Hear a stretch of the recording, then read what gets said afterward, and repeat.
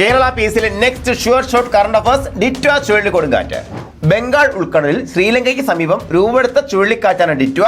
ഡിറ്റ്വ എന്ന പേര് നിർദ്ദേശിച്ചത് യമനാണ്. തീവ്ര ന്യൂനമർദ്ദത്തിൽ നിന്നും അതിതീവ്ര ന്യൂനമർദ്ദവും കടന്ന് ചുഴലിക്കാറ്റാകാൻ ഡിറ്റ്വയ്ക്ക് വേണ്ടി വന്നത് വെറും 12 മണിക്കൂറുകളാണ്. സാധാരണഗതിയിൽ ഇതിന് ഏകദേശം 2 മുതൽ 3 വരെ ദിവസങ്ങൾ സമയമെടുക്കാറുണ്ട്. അന്തരീക്ഷത്തിലെയും സമുദ്രത്തിലെയും സാഹചര്യങ്ങൾ അനുകൂലമാണെന്നുണ്ടെങ്കിൽ ചുഴലിക്കാറ്റുകൾ അതിവേഗത്തിൽ കരുത്താർജിക്കുന്ന പ്രതിഭാസമാണ് റാപ്പിഡ് ഇന്റൻസിഫിക്കേഷൻ. ശ്രീലങ്കൻ തീരങ്ങളിൽ കനത്ത നാശം വിതച്ച ഡിറ്റ്വ നിലവിൽ അനവധി പേരുടെ മരണത്തിനും കാണാതാകലിനും കാരണമായിട്ടുണ്ട്. അതിനെ തുടർന്ന് ശ്രീലങ്കയിലേക്ക് ദുരിതാശ്വാസ സാമഗ്രികൾ എത്തിക്കുവാൻ വേണ്ടി ഇന്ത്യ ആരംഭിച്ച ദൗത്യമാണ് ഓപ്പറേഷൻ സാഗർ ബന്ധു.